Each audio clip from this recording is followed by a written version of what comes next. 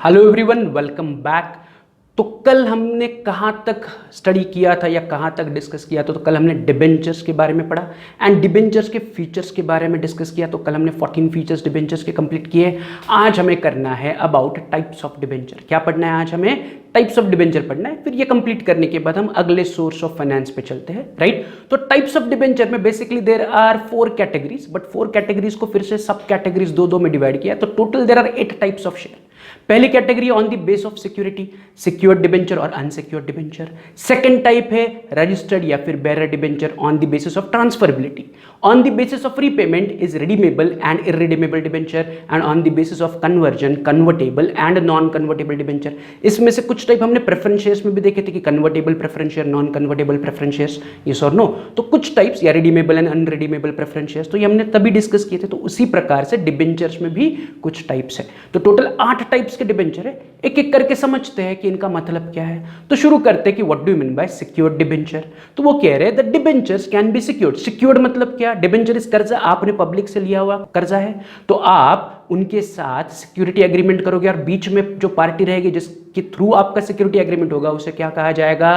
Trustee. So there will be a trust deed कि under trust deed आपके कुछ assets आपने ट्रस्टीज को एज ए चार्ज दिया है, कहा है कि हम डिबेंचर से पैसा इकट्ठा कर रहे हैं on the basis or on the security of our land and building, plant and machinery, या you have a floating charge। आप जो चाहे वो एसेट सिलेक्ट कर सकते हो रिपेमेंट के वक्त, right? So secured debentures, generally all debenture are secured unless and until mentioned in the memorandum or article of association। Is it clear? तो जो पहला टाइप का डिबेंचर है that is secured debenture। The debenture can be secured। The property of a company may be charged as security of loan। The security may be for some particular asset that is fixed charge, or it may be in general की कोई भी asset जिसे कहते हैं floating charge. The debenture are secured through trusted. Trustee हमने देखे ना, 3 parties होते हैं डिबेंचर में, issuing company, public and the trustee. तो ट्रस्ट डीड होगी, उस ट्रस्ट डीड में मेंशन किया जाएगा कि in event of dissolution trustees हमारी एसेट्स को बेच के पैसा इकट्ठा करेंगे एंड डिबेंचर होल्डर्स को रीपे करेंगे। तो अगर मैंने कहा कि land and building and plant and machinery पर आपका चार्ज है तो बन गया फिक्स चार्ज। बट मैंने कहा कि जब बिजनेस बंद पड़ेगा आप कोई भी एसेट बेच के पैसा रिकवर कर सकते हो, then that became floating charge, right? तो debenture can have a fix charge और can have a floating charge, secured, अगर सिक्योर्ड डिबेंचर है तो। But there is second type of debenture that is unsecured. इसका उल्टा, अनसिक्योर्ड मतलब क्या? कि मैंने डिबेंचर इशू करके पैसा इकट्ठा किया बट मैंने अपनी कोई भी एसेट उनके पास गिरवी नहीं रखी। Can I issue unsecured debenture? Answer is no. Unsecured debenture type है but as per companies act आप अनसिक्योर्ड डिबेंचर इशू नहीं कर सकते हैं। Is it clear? Debenture has to be always secured. तो जो पहला कैटेगरी है सिक्योर्ड डिबेंचर, वो आप इशू कर सकते हो। दूसरा कैटेगरी अनसिक्योर्ड है, मतलब मैंने डिबेंचर इशू किए, लोन इकट्ठा किया बट मैंने उनको कोई एसेट उनके पास गिरवी नहीं रखी, there is no trust deed. So ऐसा डिबेंचर टाइप है but we can not issue unsecured debenture. तो वही वो कह रहे हैं, this are the debenture that have no security. The issue of unsecured debenture is now prohibited by the companies act 2013। Is it clear? तो unsecured debenture एक debenture का type है बट आप अनसिक्योर्ड डिबेंचर इशू नहीं कर सकते हो as पर the updated companies act 2013। Is it clear? तो ये पहली कैटेगरी हुई सिक्योर्ड अनसिक्योर्ड। अब चलते हैं दूसरी कैटेगरी रजिस्टर्ड एंड बेरर पर। तो तीसरा रजिस्टर्ड डिबेंचर, वो क्या कह रहे हैं? Registered debenture are those debenture on which the name of holder are recorded. The company maintains registered of debenture holder in which the name, address and particulars of holding of debenture holder are entered. The transfer of registered debenture requires the execution of regular transfer deed. तो registered debenture मतलब क्या? कि for example आज मैंने debenture issue किए, right? पैसा इकट्ठा किया, तो आज मैंने जो डिबेंचर इशू किया वो रजिस्टर्ड है, मेरे पास रिकॉर्ड है कि मैंने किसे इशू किया। मैंने ए को अगर डिबेंचर्स दिए तो मैं अपने रिकॉर्ड्स में, रजिस्टर में रिकॉर्ड करूंगा कि नेम ऑफ डिबेंचर होल्डर ए, उसको मैंने 500 डिबेंचर दिए, टोटल अमाउंट इससे 1 लाख रुपए आई, राइट? तो उसके सारे डिटेल मेरे पास रजिस्टर्ड में डिटेल है। साथ ही साथ जब मैंने उसे डिबेंचर सर्टिफिकेट दिया उस पर मैंने उसका नाम लिख के दिया, राइट? It is registered. तो किसके नाम पर है? जैसे आप बैंक में पैसा रखते हो तो जो आपको बैंक में पैसा रखने के बाद सर्टिफिकेट मिलता है या डिपॉजिट रिसिप्ट मिलता है उस पर आपका नाम होता है कि आपके नाम पर पैसे जमा है। वैसे ही डिबेंचर का रिसिप्ट या डिबेंचर सर्टिफिकेट में डिबेंचर होल्डर को इशू करूंगा तो उस पर मैं उसका नाम लिख के दूंगा, तो that became a registered debenture. अगर ए को ये डिबेंचर नहीं चाहिए तो वो ट्रांसफर कर सकता है। हमने फीचर में देखा है डिबेंचर आर ट्रांसफरेबल। तो उसको ऐसे जेड को बेचने, तो उसे अगर जेड को बेचने हैं तो उन दोनों के बीच में ट्रांसफर डीड होना चाहिए और उसका कम्युनिकेशन कंपनी को होना चाहिए। एंड फिर कंपनी क्या करेगी, ए का नाम हटाएगी और ए के जगह जेड का नाम लिखेगी, because it is registered debenture. तो किसके पास हमारे डिबेंचर है, वो हमारे पास हमेशा इंफॉर्मेशन होगी, रजिस्टर में हमारे पास एंट्री होगी। Is it clear? तो ये बन गया रजिस्टर्ड डिबेंचर कि हमारे पास हमेशा हमारे डिबेंचर होल्डर्स की डिटेल होंगे। अगर एक डिबेंचर होल्डर दूसरे डिबेंचर होल्डर्स को डिबेंचर ट्रांसफर करता है तो हम उसे हमारे रजिस्टर में रिकॉर्ड करेंगे। तो this are called as registered debenture. On the other hand जो चौथा टाइप है that is bearer debenture. Bearer debenture मतलब मैंने डिबेंचर इशू कर दिए, बट मैंने किससे इशू किए उसका कोई भी रिकॉर्ड रजिस्टर मैंने मेंशन नहीं किया है या मेंटेन नहीं किया है। एंड उनमें से अगर कोई किसी और को, थर्ड पार्टी को अगर डिबेंचर बेचना चाहता है तो वो बेच सकता है, वो मुझे कम्युनिकेट करने की जरूरत नहीं। They are bearer, they are roaming around. जो मेरे पास डिबेंचर लेके आएगा मैं एंड में उसको पैसा दूंगा।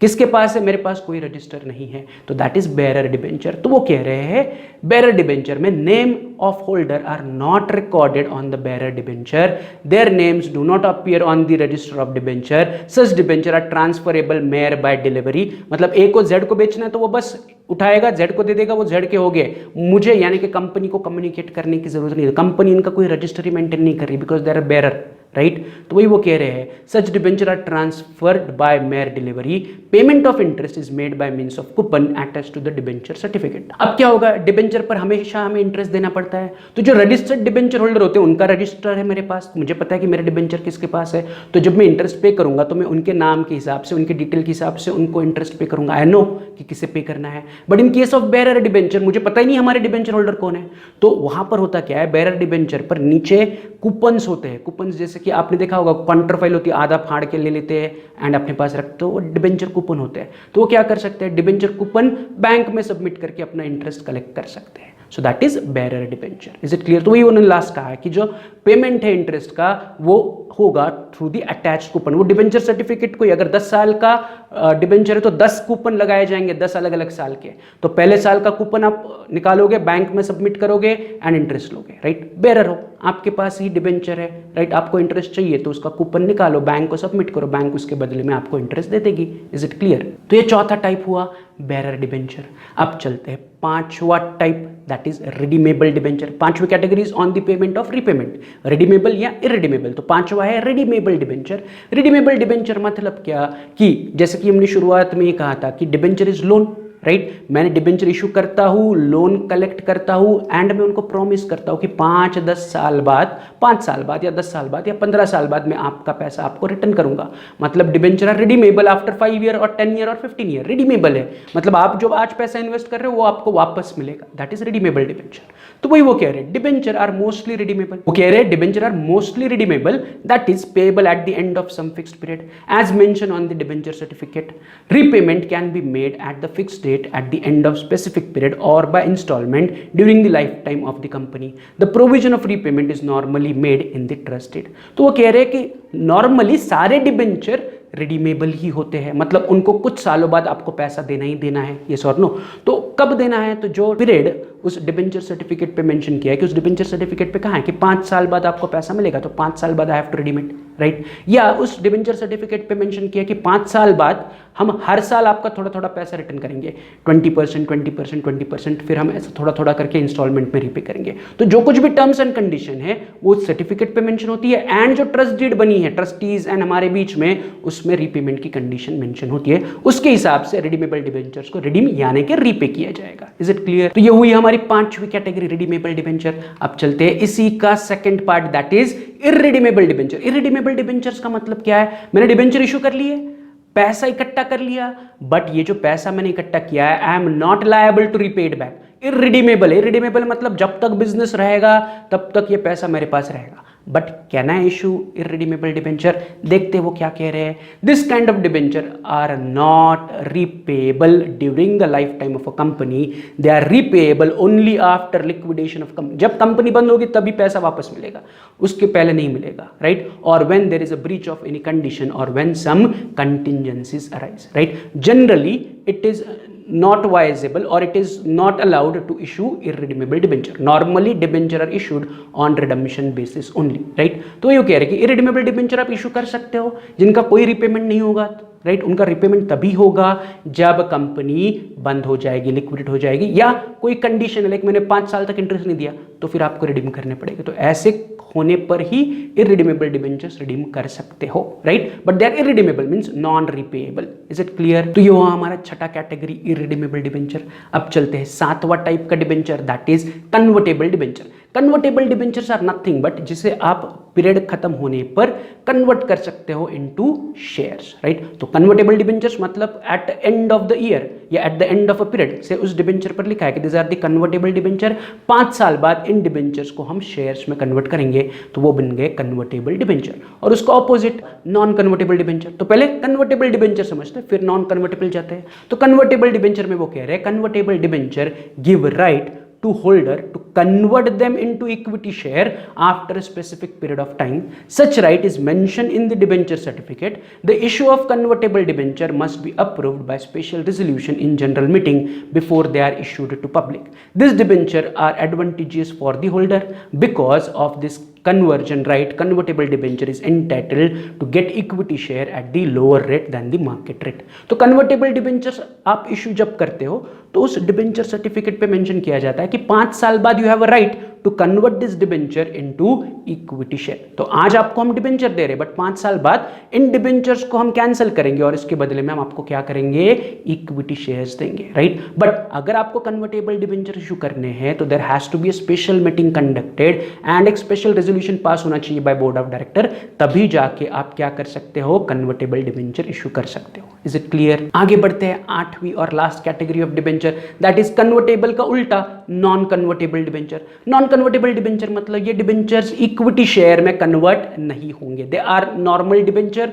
जिसका कोई कन्वर्जन नहीं होगा इक्विटी शेयर में। तो वही कह रहे हैं non convertible debenture are not convertible into equity share on maturity. This debenture are redeemed on maturity date. This debenture suffer from the disadvantage that there is no appreciation value, right? तो non convertible debentures को and में बस अपना पैसा repay होगा, उनको बदले में कोई इक्विटी शेयर्स या शेयर्स नहीं दिए जाएंगे। Is it clear? तो ये बन गए 8 कैटेगरीज। पहला था सिक्योर्ड अनसिक्योर्ड, दूसरा था रजिस्टर्ड एंड बेयरर, यस और नो, चौथा था redeemable and irredeemable, and last था convertible and non convertible debenture. तो ये 4 कैटेगरीज में 2-2 कैटेगरीज हमने पढ़ी थी। Is it clear? तो ये हमारा टाइप्स ऑफ डिबेंचर भी कंप्लीट हुआ, यानी कि यहां पर हमने डिबेंचर कल और आज मिलकर डिबेंचर के फीचर्स देखे, टाइप्स ऑफ डिबेंचर देखे, यस और नो। अब हम चलते हैं on the next source of finance या नेक्स्ट सोर्स ऑफ डेप्ट या नेक्स्ट सोर्स ऑफ डेप्ट फाइनेंस, दैट इज डिपॉजिट। कौन सा है अगला सोर्स? Acceptance of deposit. कि अगर मुझे पैसे की जरूरत है, मुझे मतलब व्हेन आई से मुझे, I am saying company, joint stock company, अगर कंपनी को पैसे की जरूरत है तो वो क्या कर सकते हैं, शेयर्स को इशू कर सकते हैं, यस और नो। बट शेयर इशू करोगे तो वो बन जाएगा ओन्ड कैपिटल। अगर आपको लंबे समय के लिए चाहिए बट आपको शेयर इशू नहीं करना है तो आप डिबेंचर, जैसे भी हमने पढ़ा वैसे डिबेंचर इशू कर सकते हो, यस और नो। बट डिबेंचर जब इशू करते हो तो वो 5, 10, 15, 20 साल के लिए इशू करते हो। बट अगर आपकी capital requirement very short term के लिए 2-3 साल के लिए चाहिए आपको, देन इन दैट केस आप क्या कर सकते हो, पब्लिक को डिपॉजिट दे सकते हो या पब्लिक से आप डिपॉजिट एक्सेप्ट कर सकते हो। So deposit is termed as a short term finance, short term, छोटे समय के लिए, 6 महीने से 3 साल तक, 6 महीने से लेके 3 साल के बीच में आपकी कैपिटल रिक्वायरमेंट है या इन्वेस्टमेंट रिक्वायरमेंट है तो आप पब्लिक को डिपॉजिट इशू करके उनसे पैसा कलेक्ट कर सकते हो। तो वही हमारा अगला acceptance of deposit. Again acceptance of deposit, और deposit is also one of the source of capital, but ये आता है अंडर आउटसाइडर्स कैपिटल या बोरोड कैपिटल या बाहर वाले से जो हम कर्जा ले रहे हैं उसमें आता है। Is it clear? हमने जब इस चैप्टर की शुरुआत की तो मैंने कहा था कि 2 सोर्सेस होते हैं, ओन्ड एंड बोरोड, तो ये बोरोड सोर्स के अंदर आता है, राइट। तो क्या कह रहे हैं डिपॉजिट के बारे में, तो वो कह रहे हैं public deposit is an important source of financing for short term requirement of a company.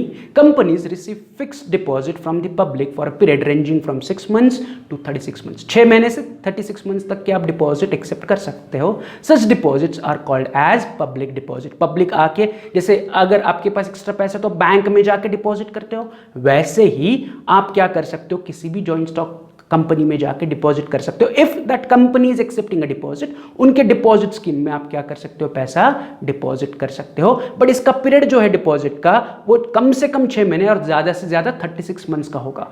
36 months से लंबे समय का डिपॉजिट कंपनी एक्सेप्ट कर ही नहीं सकती है, या 6 महीने से कम पीरियड का deposit joint stock company accept नहीं कर सकती है। अगर joint stock company deposit accept कर रही है तो पीरियड 6 महीने से लेकर 36 मंथ्स के बीच में ही होना चाहिए।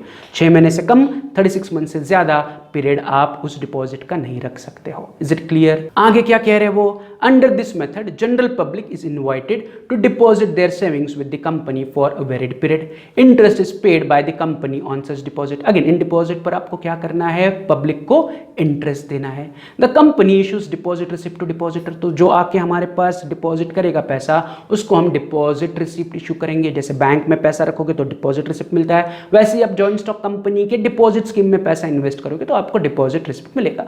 The terms of deposit are mention in this deposit receipt. Deposit receipt is an acknowledgement of the डेप्ट that is loan by the company. Deposit receipt पे सारे टर्म्स एंड कंडीशन होंगे कि आपको कितना इंटरेस्ट मिलेगा, कितने टर्म के लिए आपने पैसा रखा है, राइट, ये होगा। और ये आपके डेप्ट का एक्नॉलेजमेंट है कि कंपनी एक्नॉलेज कर रही कि हमने आपसे पैसे लिए हैं एज अ कर्जा। तो ये वो कह रहे हैं last line, deposit receipt is an acknowledgement of डेप्ट दैट इज कर्जा बाय द कंपनी। आगे, deposits are either secured or unsecured loan offered to the company. Deposits can be secured or can be unsecured. Generally companies जो deposit collect करती है generally वो unsecured होते हैं, right, तो ये याद रखो। डिपॉजिट आप सिक्योर्ड भी इशू कर सकते हो, अनसिक्योर्ड भी कर सकते हो, but generally deposits are unsecured. Is it clear? तो ये क्लियर है, ये हमारा इंट्रोडक्शन था कि व्हाट इज डिपॉजिट। तो डिपॉजिट हम पब्लिक से कलेक्ट कर सकते हैं, 6 महीने से 36 मंथ्स के बीच में कलेक्ट कर सकते हैं, एंड बदले में हम उनको डिपॉजिट रिसिप्ट इशू करते हैं, राइट। अब चलते हैं on the meaning of deposit. तो meaning as per section 231 of a Companies Act 2013, deposit includes any receipt of money by way of deposit or a loan or in any other form by a company, but does not include such category of amount as may be prescribed in the consultation with Reserve Bank of India। तो वो कह रहे हैं कि deposit मतलब वो सारा पैसा जो आपने ऐसा कर्जा लिया है, राइट, या बाय वे ऑफ डिपॉजिट लिया है, राइट, एंड उसे आप डिपॉजिट कह रहे हो, बट इसमें वो सारी चीजें इंक्लूड नहीं होगी जो आरबीआई ने बोला है। तो आरबीआई जो बोल रहा है कि इसमें क्या क्या इंक्लूड नहीं करना है, तो वही आगे है, the above expression has been further elaborated by rule 2 sub rule 1C of companies acceptance of deposit rule 2014. The rules provide that deposit means any receipt of money in form of deposit or a loan by a company. However, deposit does not include the following। तो ये list है, ये deposit करके आप नहीं पकड़ सकते हो। तो डिपॉजिट मतलब वो पैसा जो आपने एज अ डिपॉजिट और कर्जा लिया है, बट उसमें ये 8 चीजें नहीं है। तो कौन सी 8 चीजें डिपॉजिट में नहीं पकड़ी जाएगी,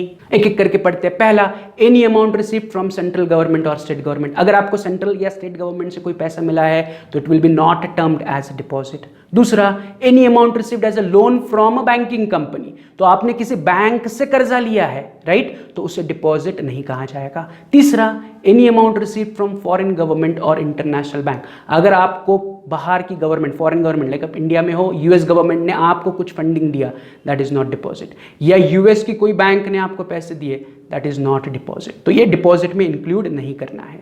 फिर any amount received by company from any other company. दूसरे कंपनी ने आपको पैसा दिया, डिपॉजिट नहीं है, सिर्फ आप पब्लिक से कलेक्ट कर सकते हो। एक कंपनी दूसरे कंपनी से डिपॉजिट कलेक्ट नहीं कर सकती है, right. Any amount raised by issuing commercial paper. Commercial paper is again a source to collect short term money. हम एंड में सोर्सेस ऑफ फाइनेंस में धीरे धीरे पढ़ने वाले हैं। Any amount raised by issue of bond, any amount received in trust and any amount received by way of subscription to any shares और debenture. तो ये पैसे हम डिपॉजिट नहीं मान सकते। तो ये 8 आइटम्स है, अगर आपने ये पैसा कलेक्ट किया है तो आप उसे डिपॉजिट नहीं कह सकते हो, राइट। तो ये हुआ अबाउट डिपॉजिट कि हम पब्लिक से डिपॉजिट ले सकते हैं, यस और नो। तो उसका हमने पहले इंट्रोडक्शन देखा, फिर अभी हमने उसका मीनिंग देखा, एंड आपने ये भी देखा कि कौन से अमाउंट्स या कौन से आइटम एज अ डिपॉजिट आप कह नहीं सकते हो।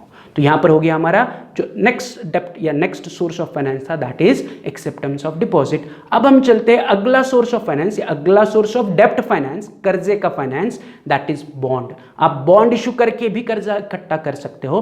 तो व्हाट आर दे सेइंग, एक एक करके समझते हैं। तो वो कह रहे हैं बॉन्ड इज अ डेप्ट सिक्योरिटी। बॉन्ड इज व्हाट, डेप्ट। डेप्ट यानी कि कर्जा, मतलब मैं बॉन्ड इशू करके कर्जा इकट्ठा कर सकता हूं। तो बॉन्ड इज अ डेप्ट security. It is a formal contract to repay borrowed money with interest. It is a formal contract to repay, मतलब अगर मैं बॉन्ड इशू करता हूं तो इट इज अ कॉन्ट्रैक्ट कि मैं वो बॉन्ड का पैसा उन्हें रिटर्न करूंगा with interest.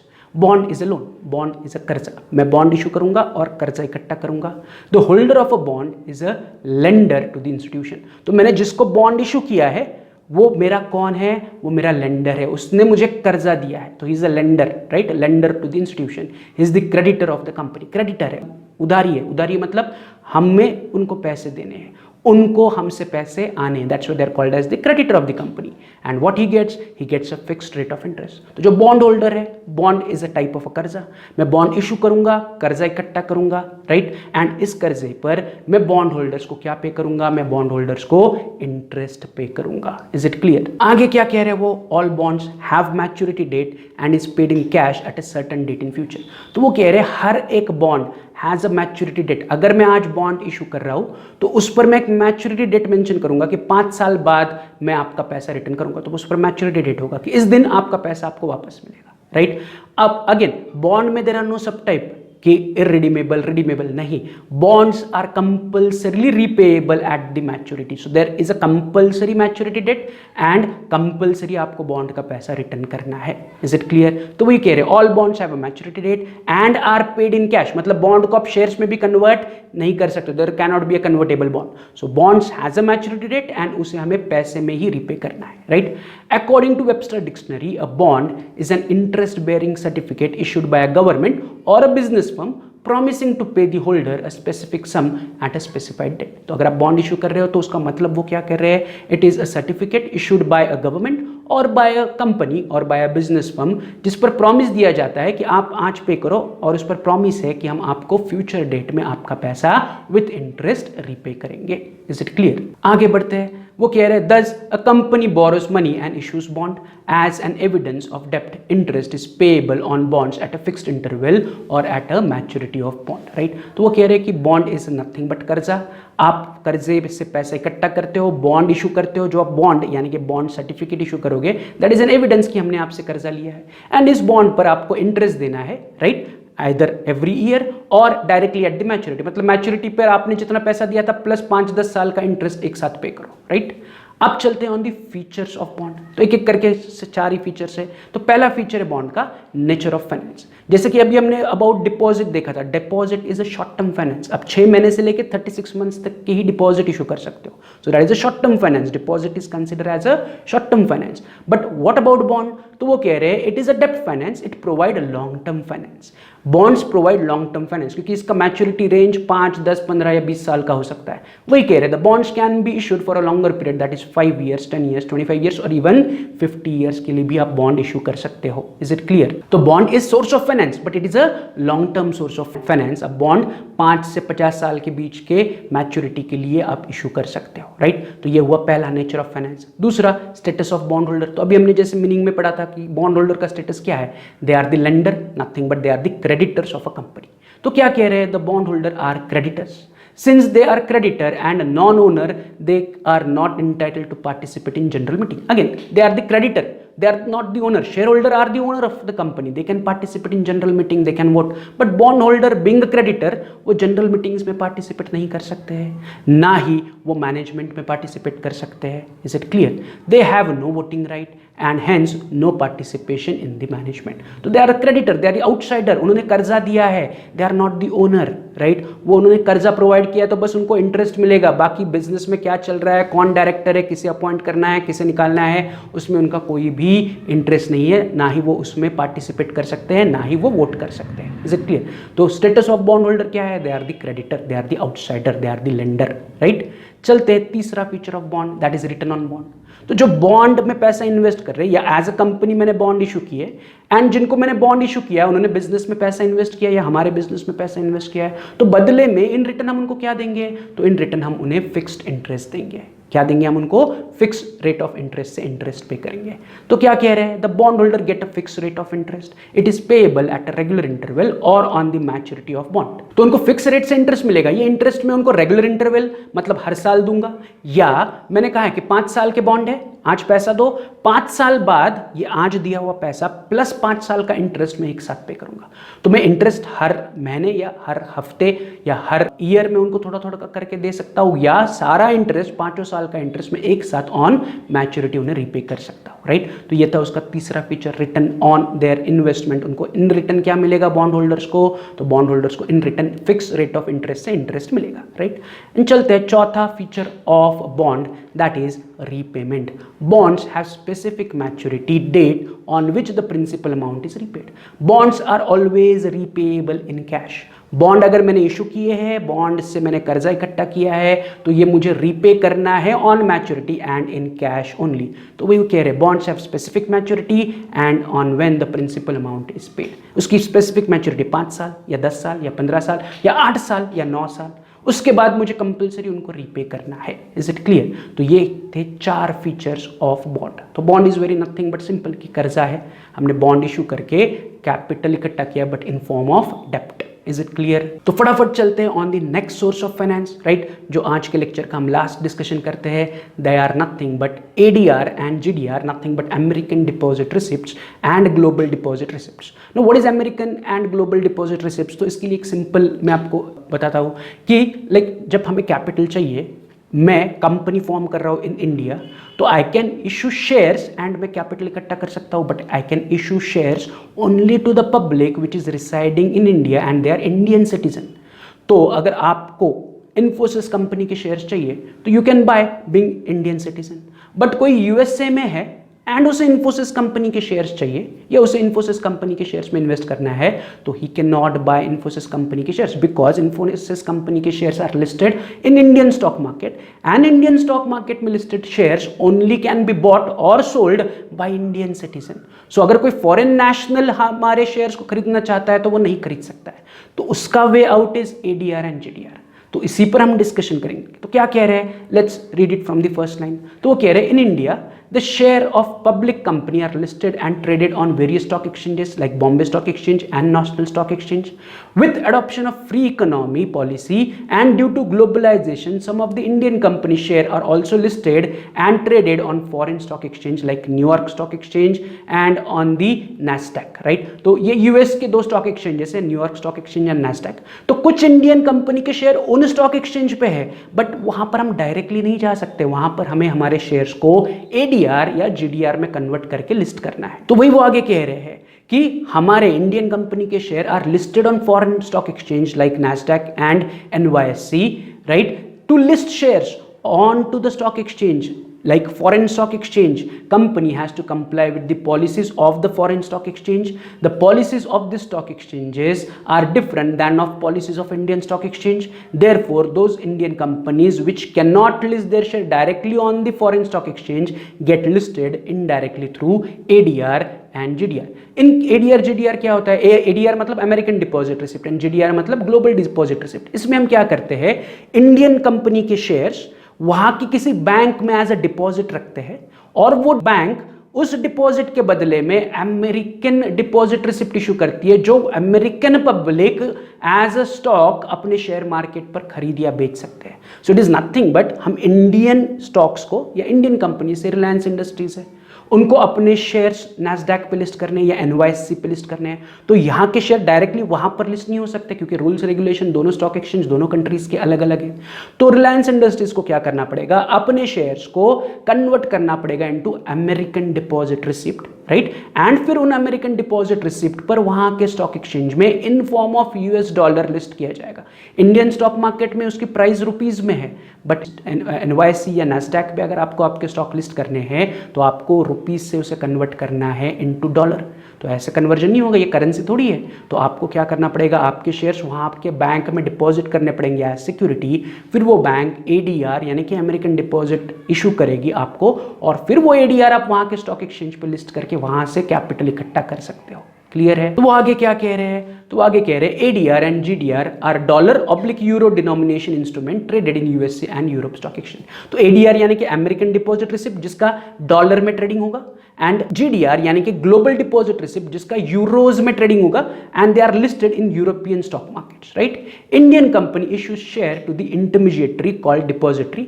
Bank of New York, Citigroup etcetera are the foreign depository bank. तो मैंने कहा कि रिलायंस इंडस्ट्रीज को अपने शेयर्स NYSE पे लिस्ट करने, तो वो क्या करेंगे? अपने कुछ शेयर्स को इन डिपॉजिटरीज में यानी कि बैंक्स में जमा करेंगे और ये डिपॉजिटरीज उसके बदले में ADR एंड GDR इशू करेगी, राइट? एंड फिर वो ADR GDR आप क्या कर सकते हो? फॉरेन स्टॉक एक्सचेंज पे लिस्ट करके ट्रेड कर सकते हो.